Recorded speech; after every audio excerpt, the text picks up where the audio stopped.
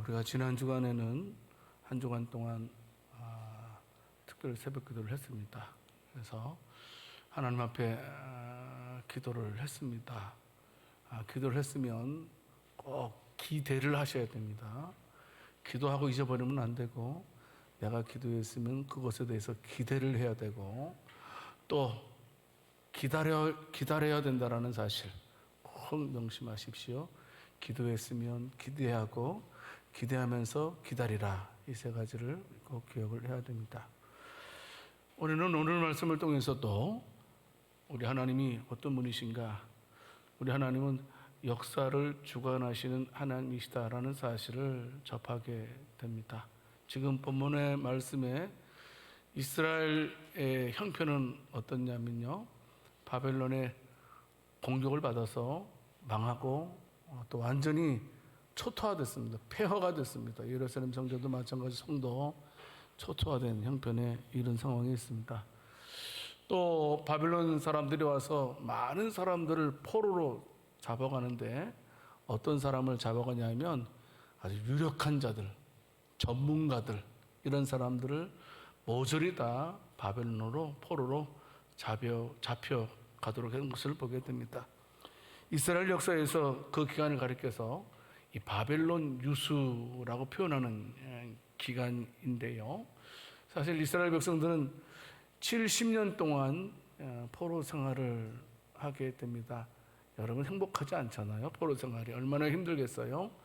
근데 10년도 아니고 20년도 아니고 오랜 기간 동안 지속되다 보니까 이 이스라엘 사람들에게는 마치 희망이 없는 것처럼 하루하루를 암울하게 살아가게 됩니다. 그때 하나님께서는 아모스의 아들 이사야 선지자를 통해서 이스라엘 백성들에게 새 희망의 메시지를 전해 주시게 됩니다. 그 희망의 메시지는 뭐냐 하면, 너희 조상들이 경험했던 과거 출애굽 사건, 이 출애굽 사건보다도 더 크고 놀라운 해방의 사건이 너희들에게 일어날 것이다 라는 희망의 메시지를 이제 이사야 선지자를 통해서 전달하게 됩니다.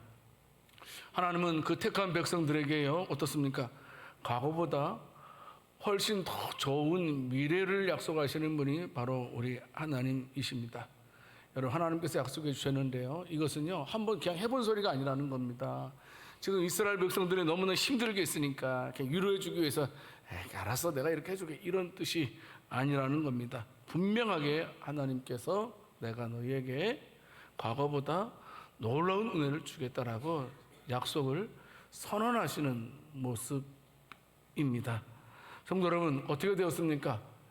바벨론은요, 그 당대 최대 제국이었습니다. 절대로 망할 수 없는 나라입니다. 그런데 하나님께서 말씀하신 것처럼 그 망할 수 없는 바벨론이 페르시아에 의해서 멸망을 당하게 되었다라는 사실입니다. 바벨론이 망하는 모습을 보고 이스라엘 백성들이 얼마나 깜짝 놀랐는지 몰라요. 하나님 말씀대로 그대로 되네. 하나님 말씀처럼 하나님께서 우리를 해방시키기 위해서 망할 수 없는 바벨론을 멸망시키는 것을 깨닫게 되었다라는 사실입니다. 하나님의 약속은 반드시 성취됩니다. 우리 하나님은 약속을 지키시는 신실한 분이심을 믿으시기를 바랍니다. 바벨론 포로로 붙잡혀갔던 이스라엘 백성들이 하나님의 놀라운 새 일을 경험했던 것처럼요, 저와 여러분들에게도 똑같이 말씀하시는 거예요. 우리들에게도 똑같이 놀라운 구원의 새 역사를 너희들에게 허락해 주겠다라고 말씀하시죠. 너희들은 바로 구원의 새 역사를 이미 경험한 자들이고, 앞으로 또 놀라운 구원의 역사를 새롭게 또 경험하게 될 것이다 말씀하시지요. 여러분, 우리가 예수 믿는 저와 여러분들의 구원의 새 역사를 경험했다고 말씀하고 있는데, 무슨 말씀이냐면, 이미 우리는 예수 그리스도께서 십자가에 죽으신 것을 우리가 믿지 않습니까? 예수 그리스도를 믿음으로 말미암아 우리에게 구원이 이루어지지 않았습니까? 뿐만이 아니고 장차 우리가 경험할 것은 뭐냐 하면, 예수 그리스도께서 이 땅에 재림하실 거라는 사실입니다. 재림하셔서 우리를 영원한 천국으로 인도해 주실 것이다 라는 사실 말씀을 하고 있는 것입니다. 그러므로 성도 여러분, 우리는 새 일을 경험한 사람으로서 또 앞으로 새 일을 놀라운 것을 경험할 사람으로서 우리는 이 세상을 어떻게 살아야 될 것인가 하는 겁니다. 성도 여러분, 우리는요 그 말씀을 붙들고요 항상 이 세상을 살아갈 때에 내가 있는 자리에서 하나님의 자녀로 살아갈 수 있는 은혜가 있기를 살아계신 주님의 이름으로 축원합니다. 오늘 말씀을 통해서 우리는 첫 번째로 무엇을 알게 되냐 하면 우리 하나님께서는 역사의 주관자이시다라고 말씀하고 계신데요, 더 놀라운 것은 그 중심에 누구를 세우냐 하면 바로 자기 백성, 믿는 자들을 역사의 중심에 세우셔서 주관하시는 하나님이다라는 사실입니다. 이사야 43장 14절 말씀을 통해서 보게 되면 하나님께서 이스라엘을 바벨론에서 포로에서 이제 해방시키기 위해서 행하신 일을 설명을 해주고 있습니다. 너희를 위하여 내가 바벨론에 사람을 보내었다라고 말씀하고 있습니다. 여기에 내가 바벨론에 사람을 보냈다라는 말은 하나님께서 역사적으로 보게 되면 페르시아 군대를 보냈다라는 말씀입니다. 다시 말씀드리면 하나님께서는 페르시아 군대를 동원하셔서 바벨론을 치신다라고 말씀을 하고 있는 것입니다. 그런데 왜요? 하나님께서 왜 페르시아를 세우셔서 바벨론을 공격하셨습니까? 다른 이유 없습니다. 바로 이스라엘 백성들을 바벨론에서 해방시켜서 고국으로 돌아오도록 하기 위한 것이라는 사실입니다. 성도 여러분, 다시 한번 종합해서 말씀드리면 하나님께서 우리들을 위해서 새 일을 행하셨는데 바로 그것은 뭐냐 하면 페르시아 군대를 바벨론으로 보내서 바벨론을 멸망시켰다. 멸망시킨 것은 바로 포로로 잡혀있던 이스라엘 백성들을 고국으로 돌아가도록 하기 위해서 약속하신 것을 신실하게 지키기 위해서 일하시는 하나님의 모습을 볼 수가 있습니다. 여러분, 그러니까요, 페르시아가 갑자기 등장한 것, 망할 수 없는 바벨론이 망한 것, 이거는 그냥 우연찮게 이루어진 것이 아니라는 겁니다. 역사의 주관자이신 하나님께서 하나님의 백성들을 고국으로 돌아가도록 하기 위해서 페르시아를 등장시키셨고 바로 바벨론을 멸망시키게 하셨다라는 사실입니다.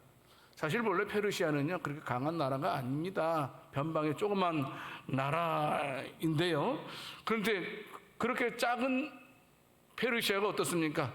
그들보다 월등히 강한 나라였던 메대를 짧은 시간에 점령을 하게 됩니다.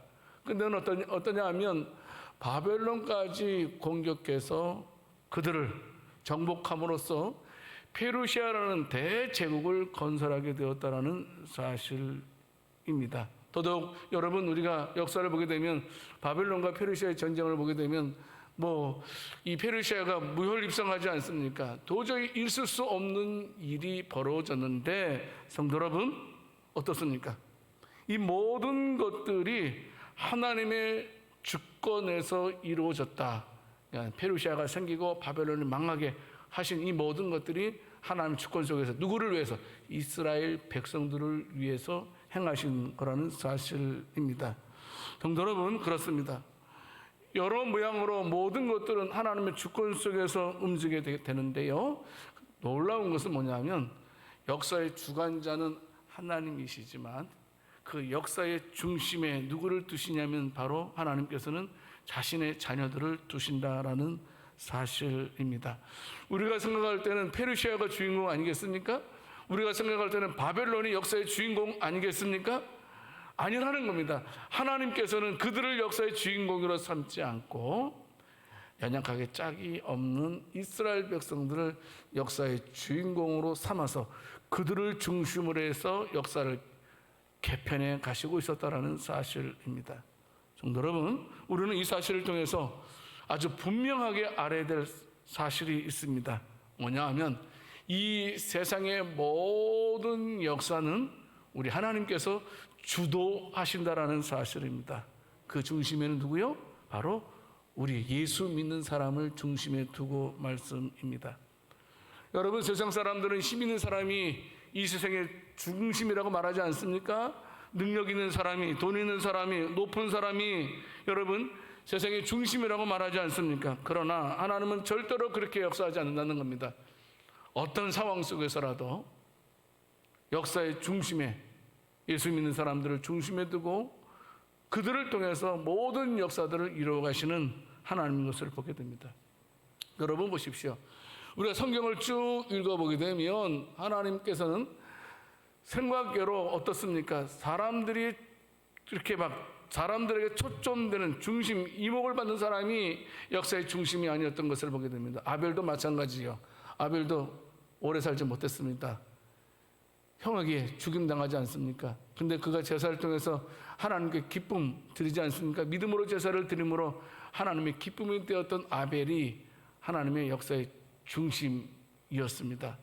여러분 300년 동안 하나님과 동행했던 우리 그 에녹, 그 주변에 얼마나 많은 사람들이 있었겠습니까? 하지만 하나님께서는 에녹을 역사의 중심으로 삼았던 모습을 볼 수 있습니다. 세상의 죄악에 관영했습니다.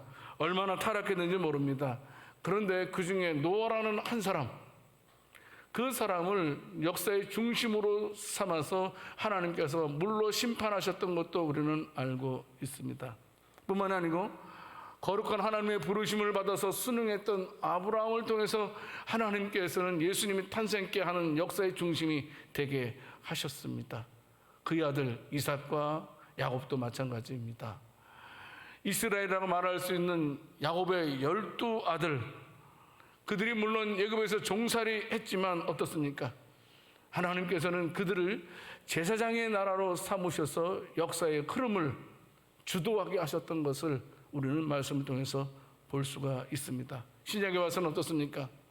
하나님께서는 사도들의 부르심을 통해서, 그 부르심에 순응한 사도들을 통해서 복음이 온 세상에 퍼져나가도록 하는 역사의 중심이 되게 하셨던 것을 보게 됩니다. 여러분, 우리는 그 사도들의 믿음을 계승하게 되었고 그의 사역들을 물려받아서 우리들도 참으로 열심히 이 세상에서 하나님 나라를 위해서 충성하고 있습니다. 성도 여러분, 기억하십시오. 역사를 주관하시는 분은 하나님이십니다. 그런데요, 역사 가운데 가장 주목하는 사람이 누구예요? 나라는 거예요. 우리. 자, 나라고 한번 해보세요. 나입니다 해보세요. 시작. 저입니다. 하나님께서 가장 주목하는 사람은 백성에서 제일 잘 사는 사람을 주목하는 것이 아니라는 겁니다.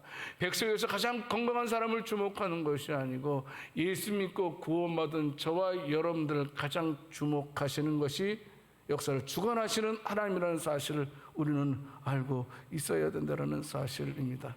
성도 여러분, 하나님은 당신의 주권을 이루어 가시기 위해서 모든 것들을 주권적으로 운행하시는 것을 보게 됩니다. 이 세상의 모든 나라들의 흥망성쇠도 하나님 주권 속에 있다는 겁니다. 맞아요. 바벨론이 망하고 페르시아가 세워지고 페르시아가 망하고 헬라 문화가 형성되고 헬라 문화가 망하고 로마가 생기고 초대교회가 생기고 여기까지 올 수 있는 모든 역사의 흐름은 인간이 한 것처럼 보이지만 하나님께서 다 하신 거라는 사실입니다. 여러분, 이사야서 43장 16절 17절 말씀에서 우리들에게 주는 교훈은 무엇입니까? 역사의 주관자 되신 하나님이 어떤 분이신지를 설명하고 있는 내용입니다. 이 말씀을 한마디로 말씀을 드린다면 우리 하나님은 못하실 일이 없으신 전능하신 분이라는 사실입니다. 그러므로 성도 여러분, 우리는 우리에게 주시는 말씀을 믿어도 된다는 겁니다. 하나님께서 주시는 말씀을 믿고 순종해도 좋다는 겁니다. 왜냐하면 하나님께서는 우리에게 주신 말씀을 성취하실 능력을 가지신 유일한 분이라는 사실입니다. 주님은 못하실 일이 없으신 전능하신 분이십니다. 성도 여러분, 우리는 어떤 믿음이 있습니까? 하나님이 우리를 불러 시키시는 모든 일을 하나님의 능력에 의해서 성취하심을 믿고 있습니까? 우리는 이것을 믿어야 됩니다. 역사의 주인공으로 저와 여러분들을 삼으셨다.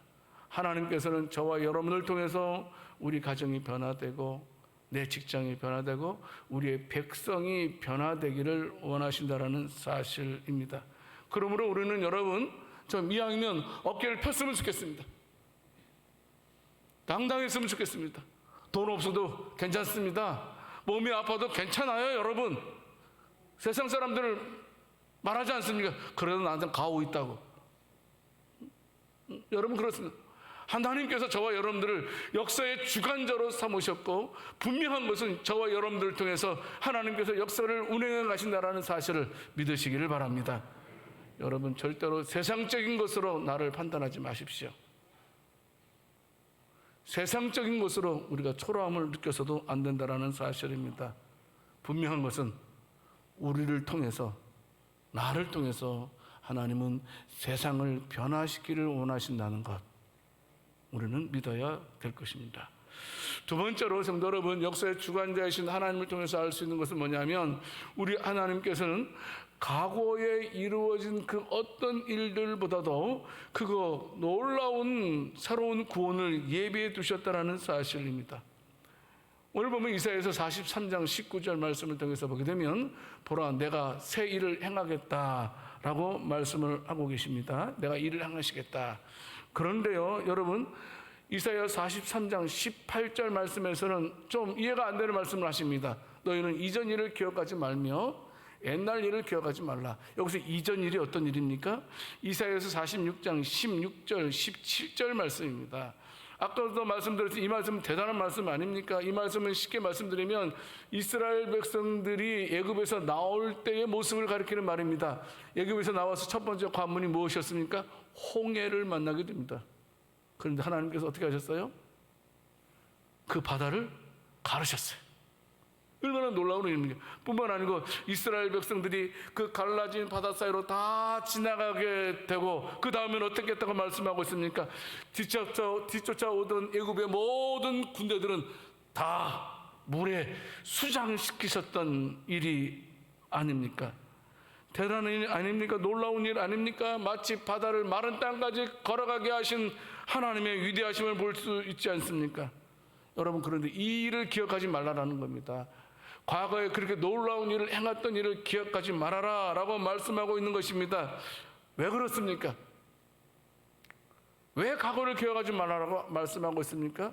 아니, 그토록 위대한 일을 기억하지 말라라고 하신 이유는 뭐냐면, 내가 너희를 위해서 그보다 더 큰 일을 행할 것이다 라는 사실을 말씀하고 있는 것입니다. 얼마나 감사한, 좀 더 구체적으로 말씀드리면, 하나님께서 너희가 지금 바벨론 포로로 붙잡혀 있는데 내가 너희를 바벨론 포로에서 해방시켜서 너희들의 고향 예루살렘으로 돌아가게 하겠다. 여러분, 출애굽 사건은 기적 중에 기적입니다. 여러분, 한 민족이요 집단적으로 탈출할 수 있는 것은요 불가능한 일 아닙니까? 근데 하나님은 그것을 가능케 하셨어요. 놀라운 일 아닙니까? 심지어 홍해가 갈라지는 일도 경험했습니다. 그랬던 이유는 뭐냐면, 아마도 이스라엘 백성들이 어디에 거주하고 있었냐면 주로 고센 땅이라고, 이렇게 고센 땅이라는 곳에 거주하고 있었습니다. 그래서 한 곳에 모여 있었기 때문에 모세의 명령에 의해서 일사불란하게 움직일 수 있었던 이점이 있었던 것 같습니다. 자, 그런데 어떻습니까? 더 큰 일 벌이신다 그랬어요. 지금 애굽에 있을 때는 고센 땅에 한 곳에 있었어요. 그런데 지금은 바벨론입니다. 지금 이스라엘 백성들이 바벨론 어느 한 구석에 한 곳에만 모여 있는 백성이 아니었다는 겁니다. 그 당시에 이스라엘 백성들은 바벨론 전역에 흩어져 있었어요. 그 넓은 광활한 나라 위에 수많은 이스라엘 백성들이 얼마나 많이 흩어져 있었는지 모릅니다. 여러분, 그때는 이제 한 사람에 의해서 일사불란하게 움직일 수 없는 환경 아닙니까? 여러분, 그런데 그럼에도 불구하고 하나님께서 전국에 흩어져 있는 이스라엘 백성들을 마치 한 지도자의 명령에 의해서 움직이게 하는 것처럼 그들을 한 곳에 모아서 하나님께서 그들을 고국으로 돌아오도록 하셨다라는 사실입니다. 여러분, 확장되고 있어요. 조그만 고센이라는 곳에서 일하셨던 하나님이 더 넓게 바벨론이라는 곳에서 더 넓게 일하시는 하나님의 모습을 볼 수가 있습니다. 여러분, 그런데요, 저와 여러분들은요, 바벨론 당시보다도 더 큰 하나님의 구원 역사를 경험하게 될 거라는 사실입니다. 출애굽 사건이나 바벨론 포로의 귀환 사건은 놀라운 일이지요. 여러분, 어떻게 되지? 마지막 때가 되면 예수님께서 재림하실 거라는 사실입니다.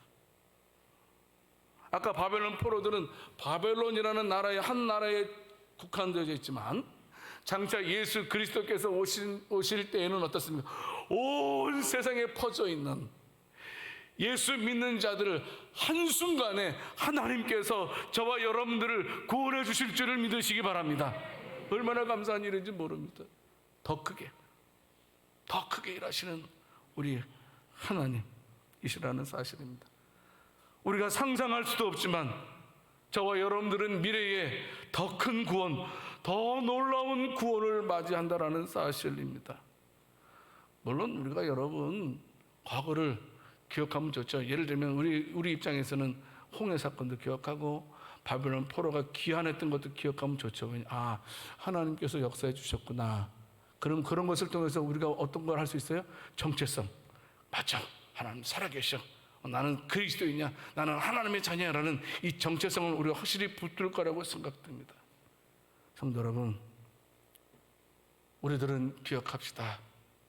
하나님이 저와 여러분들을 위해서 장차 이루실 더 큰 구원을 기대하면서 살아가는 저와 여러분들이 될 수 있기를 원합니다. 그 사실을 기대해야 된다는 겁니다. 그리고 기다리자는 겁니다.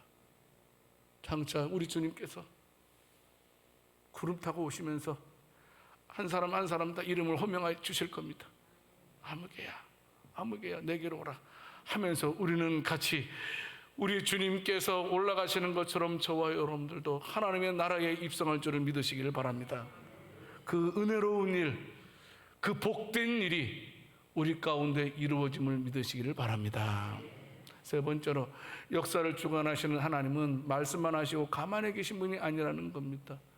우리 앞에 놓여있는 모든 장애물들을 완전히 제거해 주셔서 완전한 구원을 베푸시는 분이라는 사실입니다.